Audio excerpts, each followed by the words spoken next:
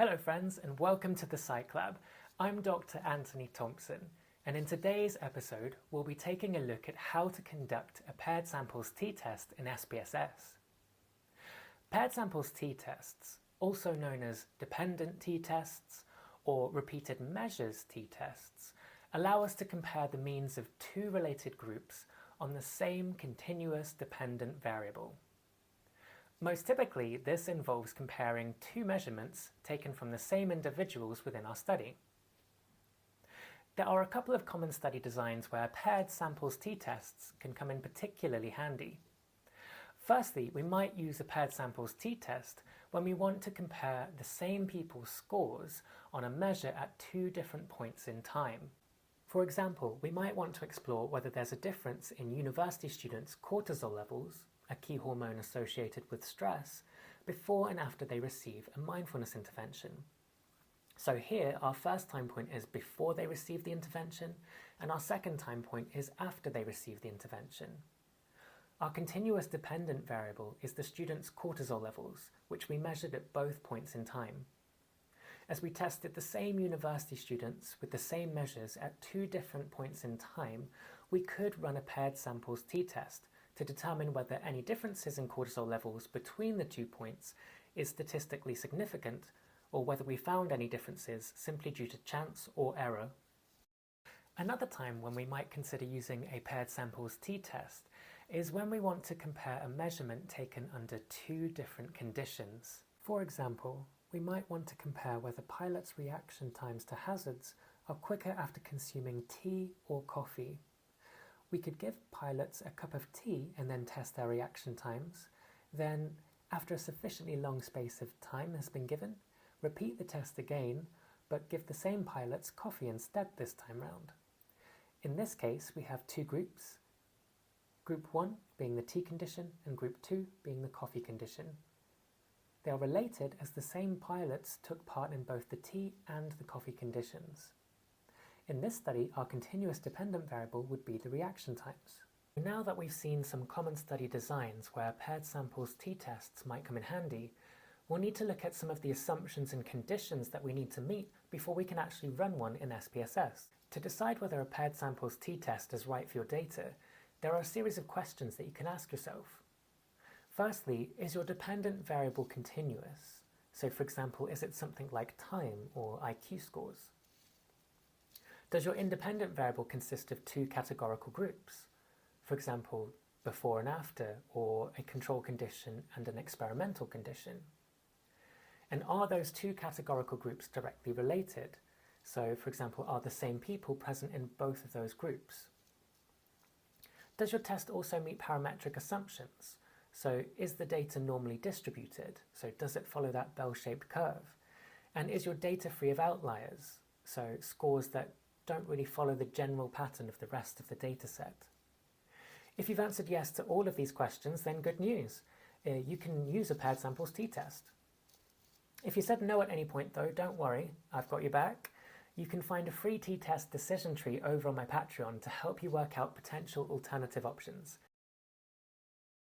So now we've seen the types of data that a paired samples t-test can help us to analyse, let's work through an example on SPSS.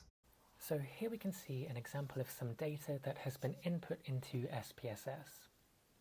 So this data represents a fictional study that was conducted by some psychologists. So in this study, the psychologists were interested to know whether people's ability to recall words from a word list was better or worse when they were either chewing gum or not chewing gum at the time of trying to recall the words. So here we can see we've got our two conditions. We have our control condition, which was when the participants were not chewing gum at the time. And then we've got our experimental condition. So this was where the participants were chewing gum. So if you remember, for paired samples t-tests, the same people take part in both conditions. In SPSS, each row represents one participant. So this is one participant score when they weren't chewing gum, and this is the same participant score when they were chewing gum. And if we look down the side, we can see that we have 12 participants in total for this particular experiment. So what we're trying to determine is whether the differences between the same people's score in one condition is statistically different from the score in the second condition. So what we're really trying to find out is whether any differences that we observe are due to chance or error, or whether they are indeed due to the conditions that we've set up in our experiment. So to run a paired samples t-test, we'll click up into the Analyze button, and as we're comparing the means of those two groups, we'll go down to the Compare Means condition, and then if we move our mouse across to the right, we can see we can go down to the Paired Samples t-test. So if we click into the Paired Samples t-test option, it will open up a new box in SPSS. So all we have to do is to move our two conditions over into the variables here. So we'll move our no chewing gum condition over, and then our chewing gum condition over. You'll notice that as we do this, SPSS creates a second line, and it generates lines infinitely as you kind of add more and more variables. What I would say is don't worry about this. It's often easier just to concentrate on the two variables that you're interested in rather than trying to do multiple paired samples t-tests at the same time. So if you do it just one by one, that's perfectly fine, and it will make the eventual output a lot easier to handle and manage as well. If we click over into the options, it will open up a new dialog box, and this will give you the opportunity to change the confidence interval percentages. So by default, SPSS generally gives it a 95% confidence interval. And this is, generally speaking, the standard for research as well. So it's unusual for you to change this, but it is certainly possible if you want to have a slightly different confidence interval for your particular form of data analysis. So if we click continue, we'll leave it as it is, and then click OK. SPSS will open up the output for you. So this first box here gives you some information kind of around the descriptive statistics of your two conditions. So here we can see that the mean number of words that were recalled in the no chewing gum condition was 14.17, and the mean number of words in the chewing gum condition was 14.92. So we can already see here that in the chewing gum condition, participants did look as though they remembered more words than when they were in the no chewing gum condition. So what the paired samples t-test will help us to determine is whether that difference is statistically significant or not. Next up, we have the n, which is simply the number of participants. So if you recall, we had 12 participants in our study, and we can see that there are indeed 12 here. If this number is different, so if it's lower than the number of participants you're expecting to see, then it can just be an indicator that maybe you've accidentally missed someone out when inputting the data. So if this figure is lower than you're expecting, just go back to the data view and double check to see whether you've missed anybody out or not. And then to the right of this, we have the standard deviation for each condition and the standard error for each condition as well. So SPSS also runs correlation between the two conditions. So you can see here it's a relatively low and modest correlation.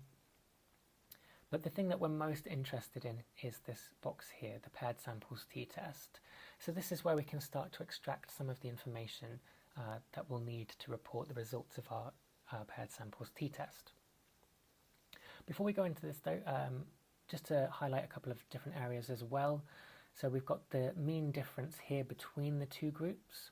So the difference between this mean and this mean is minus 0.750. And then the standard deviation between the two groups as well. We've got the standard errors and the 95% confidence intervals that we set earlier.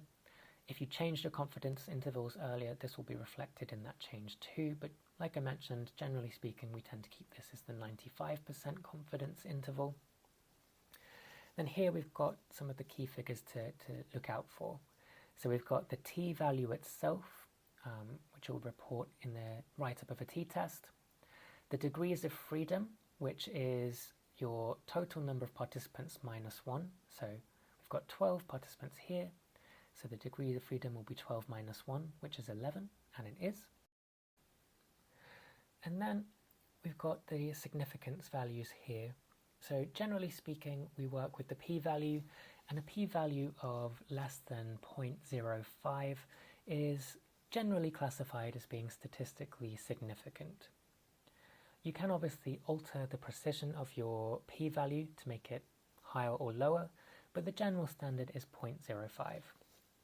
New versions of SPSS also break this down into one-sided and two-sided tests, so this is helpful if you've got directional hypothesis or non-directional hypothesis. We'll go with a non-directional one here at the moment, although we can see that both values fall below that 0.05. So regardless of whether it was a one-sided test or a two-sided test in this case, both were statistically significant. So what that means is this difference up here is statistically significant and is unlikely to have happened by chance or error alone. So here we can perhaps make a tentative conclusion that people do indeed remember more words from a word list when they're chewing gum rather than when they're not chewing gum. So whilst the dataset that we were working from in that example was fictional, it's interesting to know that there actually is quite a lot of research out there that does explore the influence of chewing gum on mental performance, attention, and memory.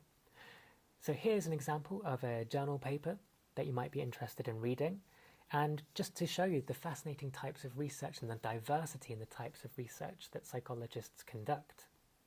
So now we've worked through a fictional example in SPSS, let's move on to analyse some real data from a published psychological study. The study we'll be looking at is this one by Folk et al. In their research, the authors were interested to find out whether certain psychological variables had changed since before and after the first wave of COVID-19. Fortunately, the authors had collected data on these psychological variables just before COVID-19 became a global pandemic. So they took the opportunity to compare people's psychological variables at the time point before COVID-19 restrictions came into place and after the first wave of lockdown restrictions were implemented. As the authors compared the same people's scores on these psychological variables before and after the COVID restrictions, we have a data set that lends itself quite nicely to conducting a paired samples t-test, as we have the same groups of people being compared at time point 1 and time point 2. If you'd like to download the dataset so that you can follow along with the instructions, I'll provide a link to the published dataset in the description below. So if we open up the dataset, you'll be greeted by this page in SPSS. So probably the first thing that you'll notice is that there's quite a lot going on in this dataset, and what I would say is please don't panic and please don't worry.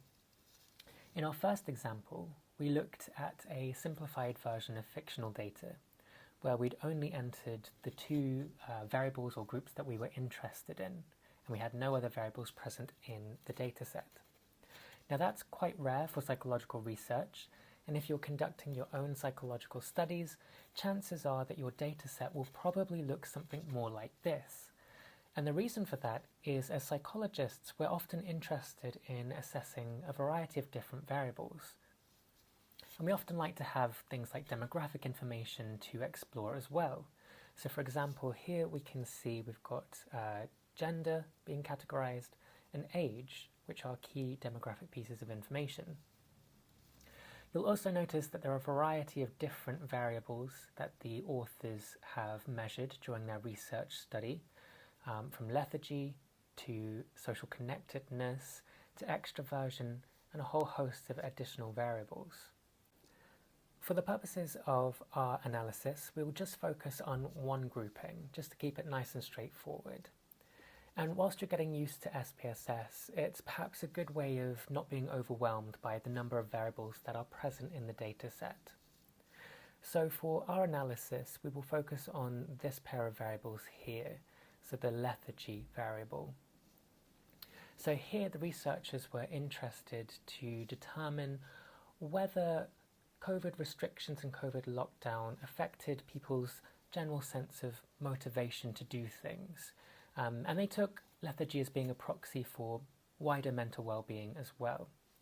So here we can see that the authors have labelled the dataset as lethargy T1, so lethargy time point 1, so before COVID restrictions, and lethargy time point 2, after COVID restrictions. So if we want to compare these variables using a paired samples t-test, we will just repeat the same steps as we did before. So we'll head on up to Analyze, then down to Compare Means, and then down to Paired Samples t-test. If we click into this box,